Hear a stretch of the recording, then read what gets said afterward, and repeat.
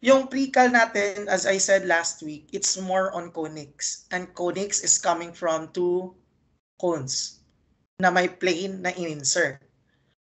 So, yung parabola natin existed because when we try to insert a plane in our cone, that plane is actually parallel to the surface of the cone.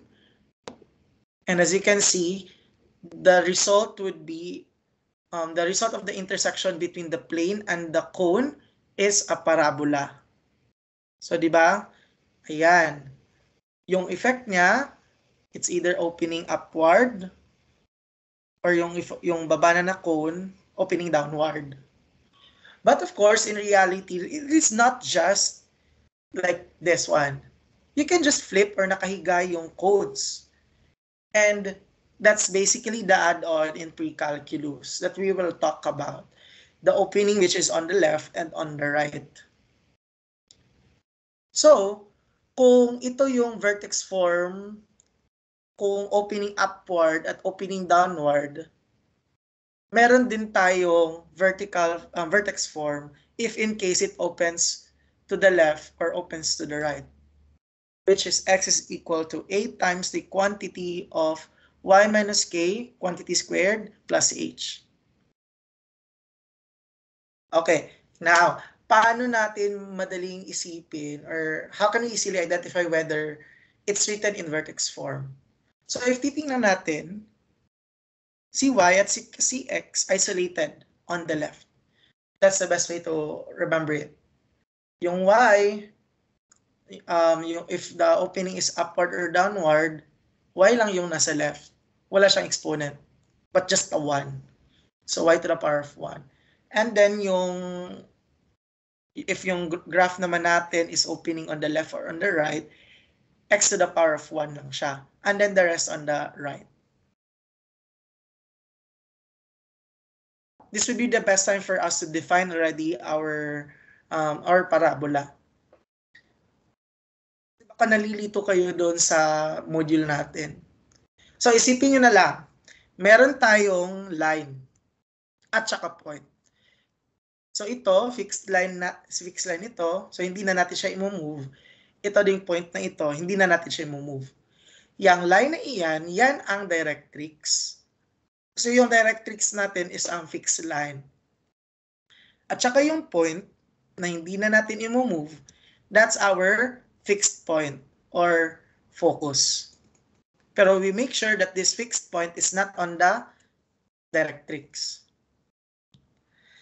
So yung concern natin, unlike circle, may fixed point tayo sa circle pero yung hinahanap natin is yung equidistant from the fixed point sa circle, which is the center. Iba sa situation natin ngayon. Kasi we're trying to deal with both the fixed point this time at the same together with the fixed line. So merong dalawang condition dito. So maghahanap tayo ng points. So paano natin hahanapin yung gusto natin na points? Yung gusto ni directrix, any point in the line and going to that point, but we make sure that it's 90 degrees. Okay? Yan yung condition ni directrix. Kahit saan pa yan, papunta, kung anong point man lang yan, basta 90 degrees. Yung si focus, ang gusto naman niya from its position, going to the point that we're looking for, it has to be equidistant going to the point, but same din yung length from the point in the directrix going to the point that we're looking for. So it's like saying, if we have that point here, the blue one, from the focus going to the blue point that we figured out, equal din yon from a point which is color violet in the directrix going to the blue point. So ayan lang yung gusto ni focus. Kahit anong angle, basta equidistant. So, ayun, yung distance natin na gusto nating magkapareho, sa video natin, A yun, di ba, sa module, sa Canvas. A yung sinabi sa video. Pero I would like to change it to P. so that it will not conflict from what you know before. Kasi yung A before, and we were still in grade 10 and grade 9, A is about wideness and narrow, right? Yung P natin dito is the distance. Okay? But nevertheless, it's okay. Any variable will do as long as you know that that's the definition of that specific variable, whether it's a z, a w, or what. Whatever that is, as long as you are thinking of a length or a distance from the focus going to a point that we're looking for right now. So hindi ko muna sasabihin kung ano yung mga points na hinahanap natin. Pero, that's it. And as you notice as well, the first point that we figured out, they're all on straight line. And take note, from the point that we figured out first, going to focus, that's P. And that is also true to the point that we figured out going to the point in the directrix. They're equal. And that fits in our definition about midpoint. So itong point na to is ang midpoint of the point here in the directrix and the point here in focus. They form one straight line, that's why it's midpoint. In other words, we call that one as vertex. Okay? So the question now is, ilang vertex ang nasa hinahanap natin ng mga points? Tingnan natin. Okay, so we'll do the same thing all over again. Tayo ng point, which is 90 degrees from the directrix, at saka equal from focus. Okay? So ayan, meron na tayong bagong point. Pero, our new point, the second point that we figured out, hindi siya on a straight line. Kaya ang nangyayari, isa lang talaga yung vertex. Okay? Because once we try to figure out the other points, the path would be like that, but they're not on the same straight line, unlike the very first one that we figured out. We'll do the same thing on the other side, and it will show you a certain path, yung mga points na hinahanap natin, which would look like a parabola. And there you have it. That's the definition of parabola. And how we were able to come up with a set of all points of a parabola? Set of all points kasi hindi lang siya isa, marami sila. Lahat ng nasa parabola natin, yan yung points na equidistant from focus at saka sa point sa directrix. Okay, ito siguro yung last one na sasabihin ko regarding the parts of parabola. Pag titingnan natin yung isang point ng parabola going to another one, if it passes through the focus, okay, first condition ha, if a line segment connects 2 points on the parabola and then it passes through the focus, and at the same time, parallel to the directrix, that means that is what we call the latus rectum. Okay? So, yan yung latus rectum natin. So, it's a line segment connecting 2 points, which passes through the focus, and it is parallel to the directrix. You can also think of it as perpendicular to the axis of symmetry. Yung axis of symmetry natin, by the way, hindi ko siya nalagay dito. Pero yung axis of symmetry natin is a line but that passes through the vertex and focus. So ito. And that will make the reflection of our parabola. Okay, I will be giving you a very concise way to figure out the properties of the parabola. If it's written in standard form, so I'm showing it now, if it's at the origin, yung vertex, so the equation it's either y squared is equal to 4px or x squared is equal to 4py. So pag y squared is equal to 4px, the opening is either right or left. And then if it's x squared is equal to 4py, the opening is either upward or downward. So kung titingnan nyo, ano yung kaibahan ng standard form from your vertex form. Yung vertex form, if naaalala nyo, di ba dapat y lang at saka x lang. So sa standard form natin, y squared at x squared yung condition. Okay? So I hope you're able to figure out that there's difference between the standard form and the vertex form. At saka ano yung variable na na-involve. Yung variable na na-involve sa vertex at saka sa standard form, magkapareho lang except the A and the P. Okay, may kaibahan. Yung A kanina, sa vertex form natin, it's about telling you the narrow or the wider or vertical stretching. Yung P natin dito, we're talking about the equidistant. From the vertex going to the focus or from vertex going to the a point in the directrix. So ayan, yung vertex nila is magkapareho, focus magkapareho. Directrix is for a graph opening to the right or left, directrix is x is equal to negative p. And then y is equal to negative p if it opens upward or downward. Yung axis of symmetry natin automatically at x-axis for this, and then y-axis kung ganito. And if now the p is greater than 0, it opens to the right. Or if less than 0, opens to the left. Or if we have this, greater than 0 means open upward, then less than 0 is opens downward. So kung nakikita nyo, very important that you need to figure out what is P, the length. Okay? So that's what we will do later so that you can see what to do. So that you can relate as well.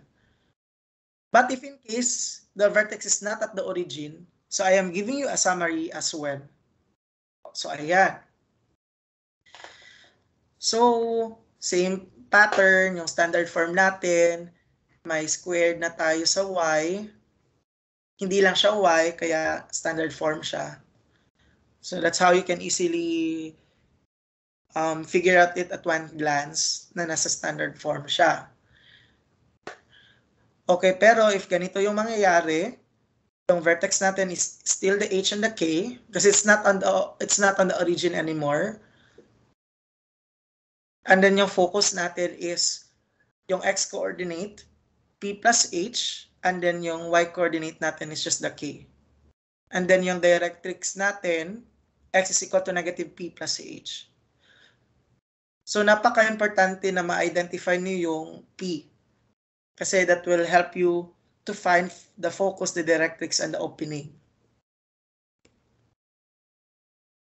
So I will not be reading this anymore, but instead, I will be giving an example and then I will use the table that I've shown you. That's what I will do. But for now, ito yung vertex form. So what if case to case, no? Hindi naman namin siya talaga ibibigay as a problem, but if in case it happens. If it's in vertex form, like you will notice that y is already isolated or x is isolated. Sinabi ko kanina, napaka-importanting mahanap nyo yung P para ma-identify nyo yung mga directrix at saka focus.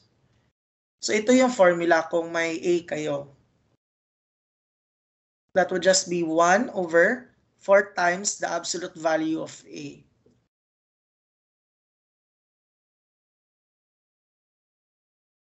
So again, yung A natin is magkaiba sa P. Yung A is about vertical stretching, yung P is a distance. Kaya pag hinanap natin yung distance, identify nyo yung A natin, substitute nyo dito, then you can figure out already the P. Okay, I will unshare and share again my screen. And I hope this time you can see my whiteboard, my calculator, and the PowerPoint presentation. So just interrupt me if in case you can't see it. But here's the problem that we want to answer. We will be identifying the coordinates of the vertex, focus, the equations of axis of symmetry and directrix, and the direction of the opening of the parabola. Okay, so ililist down ko yung mga hinahanap natin, okay? So sa problem 1 natin, kailangan natin ng vertex, focus, equation of axis of symmetry, equation of the directrix, and lastly yung direction of opening.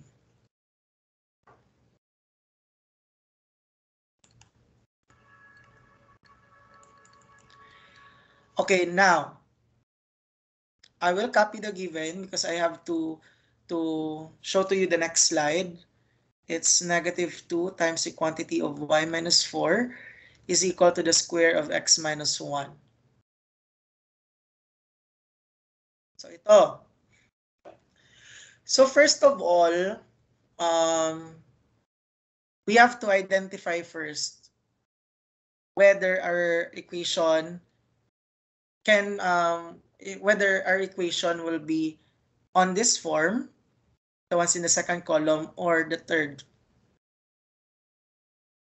Yung best way na hanapin natin, as I said, yung may exponent na 2. Ito yung exponent na 2. And then, kung nakikita nyo, ang nasa loob niyan is yung x minus 1. In other words, that will give you a hint that the equation that you need to figure out is in the form of what? The third one. Because that's x minus h quantity squared. And kung nakikita nyo, ito yon, yung si x ang na-squared dito. So probably that will be a hint that this is what you need to follow.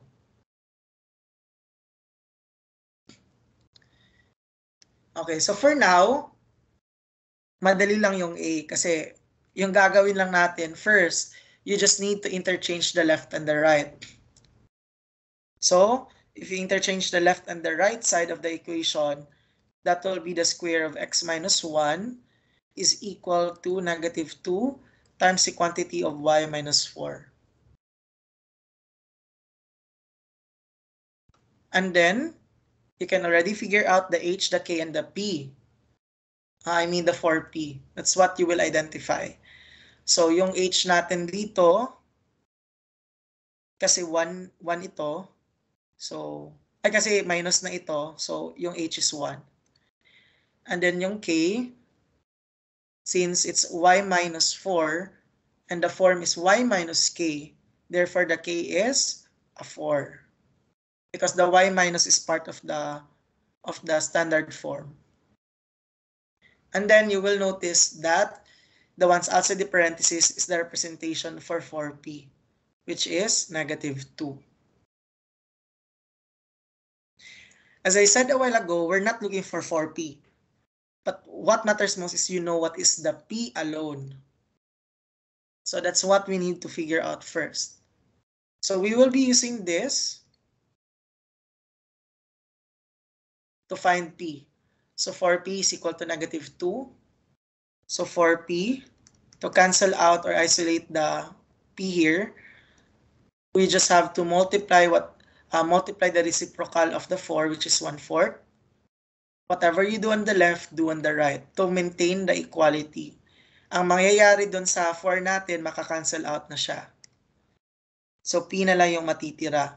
And then -2 times 1/4, that would be -2/4 if hindi pa natin siya isi-simplify.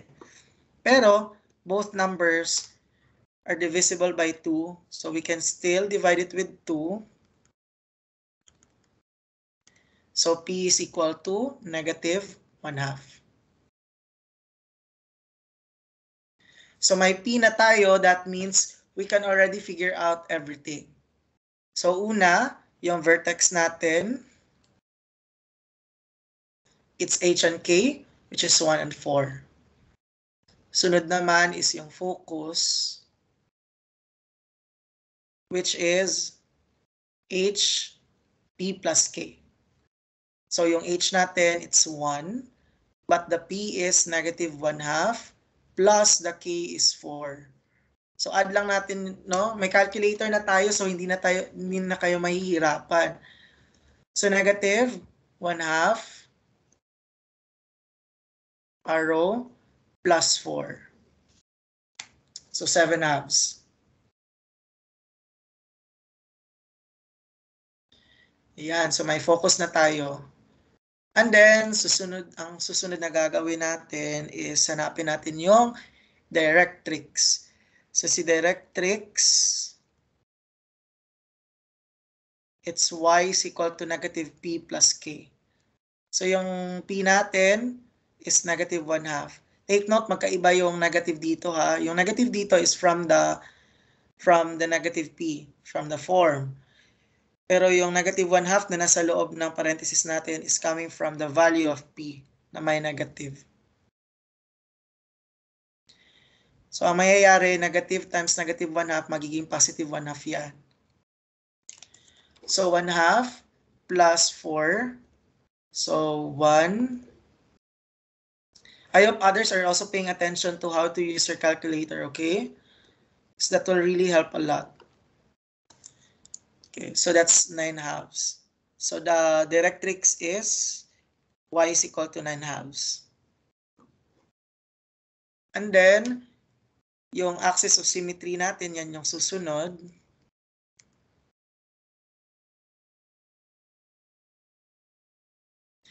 It is x is equal to h, so x is equal to 1. And finally, yung opening ng direction ng ating parabola, since p is greater than, it's less than a 0 because that's negative 1/2 and that is less than 0. So therefore, yung conclusion natin, yung opening natin is just, it opens downward.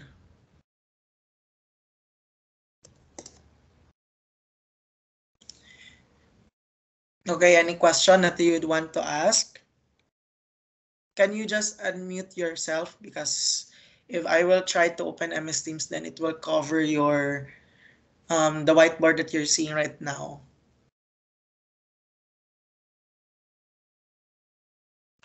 None, sir. Okay, thank you for the response. And I hope that's also true to everyone, no? So what yung mahiyang magtanong? Okay lang naman magtanong. Okay, proceed tayo sa problem 2 natin. Sa B. Okay, yung B natin ulit is x is equal to 3y squared plus 5y minus 9. Ayan. Okay, now, same. Use the table that I've given you para mas madali yung gagawin natin. First, you have to identify which equation you're gonna deal with. So, titingnan nyo kung sino yung may squared. Ayan. Ito yung may squared, di ba? So, that means you're dealing with the square of y minus k. Okay. At the same time, so kung napapansin nyo, yung given din natin is nakasulat in what form? It's written in vertex form. How did I know? X is isolated. Okay? So I hope you can recognize that as well. Pero hindi pa natin alam yung A. We still have to factor it so that we can write it in vertex form. Pero it's almost there.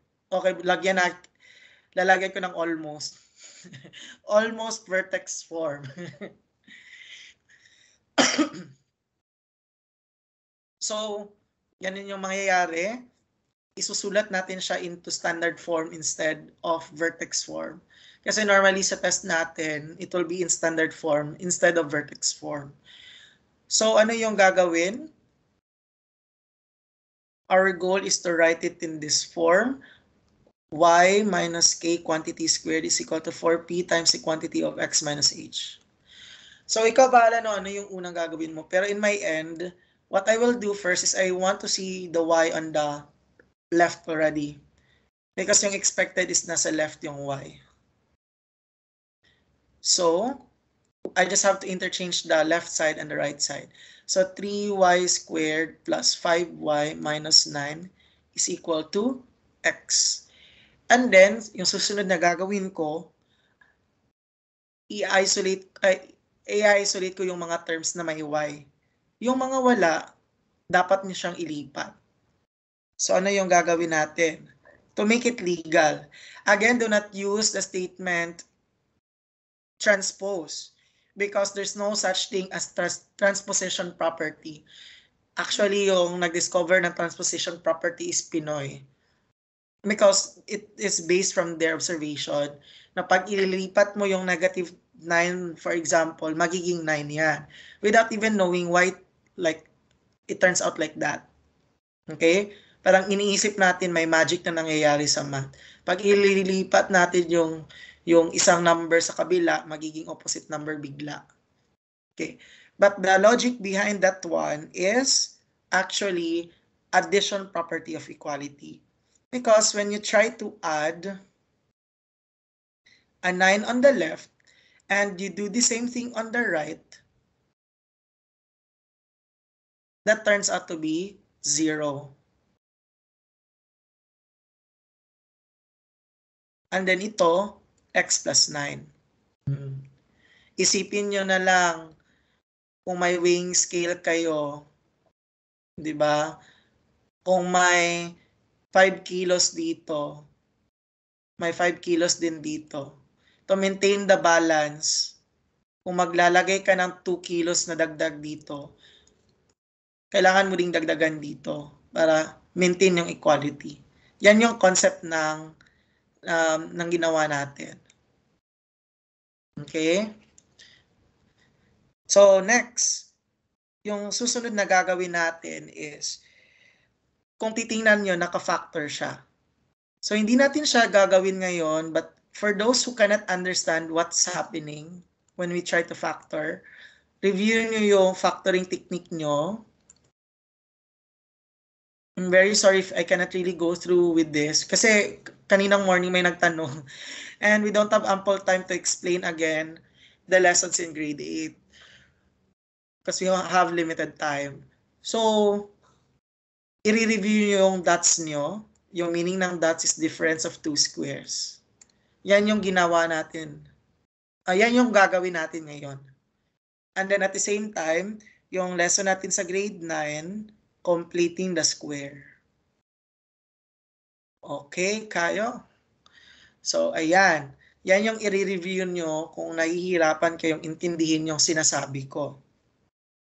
Pero, yung unang gagawin natin is we need to factor out the 3. We make sure that the coefficient of the y squared is just the 1. So, factoring it out would mean maiiwan yung y squared, pero 5 doesn't have a factor of 3. So, para valid yung ginawa nyo, na ifa-factor out nyo yung 3, dapat may ilalagay kayo na 3 din dito sa denominator sa 5y. Kasi 5y over 3 times 3 is just 5y. So we're just manipulating. But we're not changing anything at all in terms of value. Okay, so ganon. Afterwards, since hindi ito ma-factor using dots, kailangan nating applyan ng completing the square. Okay? So kaya yung gagawin natin to do the completing the square is maglalagay tayo ng space dyan, may i-add tayo, pero pag may i-add tayo dyan, gagawin din natin sa right to maintain the equality. So para mahanap natin kung ano yung kailangan nating i-add dito, para ma-factor out natin siya using the dots, difference of two squares, yung gagawin natin, yung coefficient ng y, which is 5/3, divide natin by 2, then get it squared afterwards. Gamit lang tayo ng calcu, no? So, siguro square, parenthesis, and then balik tayo sa loob ng parenthesis, lagay tayo ng fraction. Dapat it should look like exactly as what you're seeing right now here on my whiteboard. So may fraction at saka may fraction sa numerator. So mag-enter na naman tayo ulit ng fraction. So 5 over 3. Then yung nasa pinakababa, 2. Ayun. Equals. So it will be 25 over 36. That means ito yung i-add natin dito.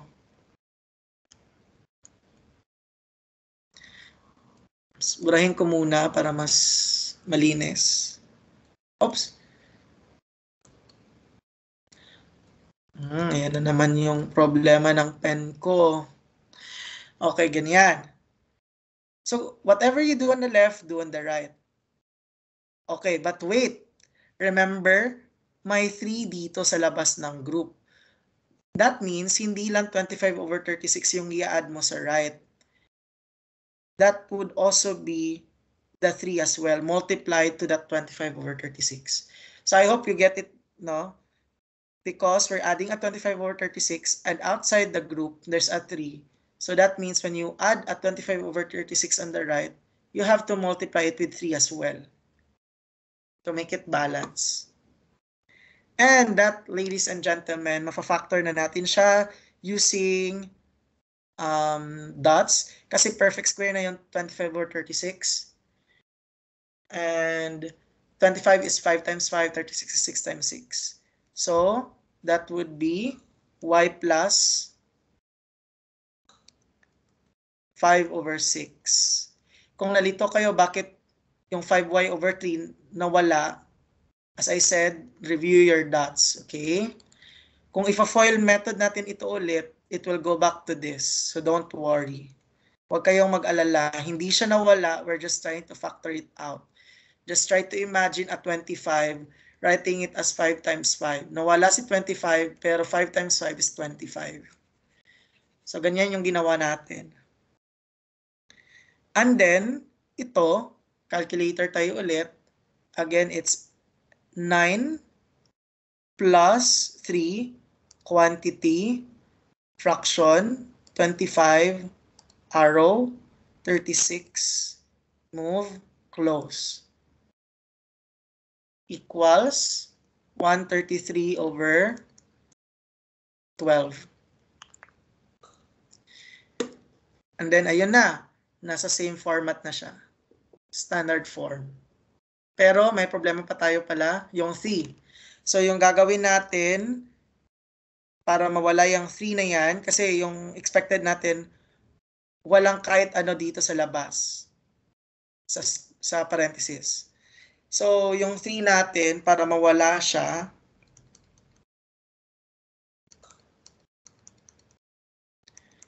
we have to multiply its reciprocal, which is 1/3. Whatever you do on the left, do on the right. So, there you go. So, magiging the square of y plus 5 over 6 is equal to, palit lang natin, 1/3 times x plus 133 over 12. So, ibig sabihin yan, we can already identify our h, our 4p, and the k. The ones beside the y is our k, don't forget.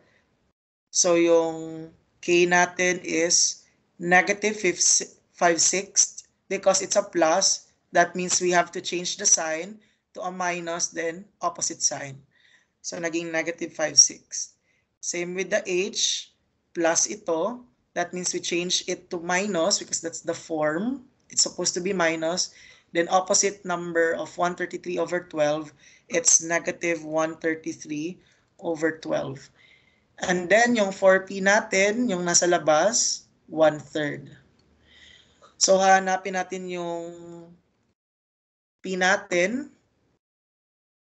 So we can figure that out by using 4p is equal to 1/3. So, para ma-isolate si 4, sa PCP I mean, reciprocal of 4 is 1/4. Then, makakancel out na yung 4 natin. P yung matitira. Then 1 times 1, 1. 3 times 4, 12. Numerator times numerator, denominator times denominator. So ayun, may P na tayo. So makaka-identify na tayo sa lahat ng hinahanap natin. So first, vertex, it's just H and K. H is negative 133 over 12, comma, negative 5/6. And then, yung focus natin, okay, second column tayo ha, P plus H. So 1 over 12 plus H is negative 133 over 12, comma, K. So use lang natin yung calculator natin. So we don't have much time, so I will be using my manual calculator in my hand. So what's the 1 over 12 plus negative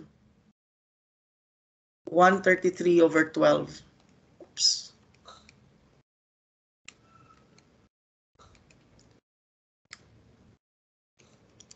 So that would be negative 11.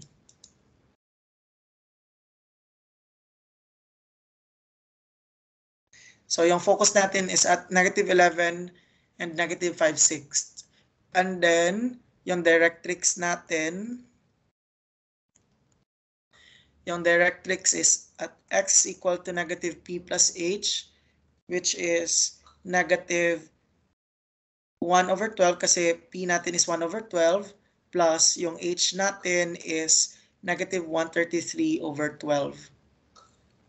Okay, use lang natin yung calculator natin. Nagigilty ako kung hindi ko pinapakita yung calcu.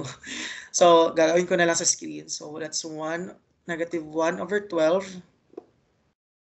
plus negative 133 over 12.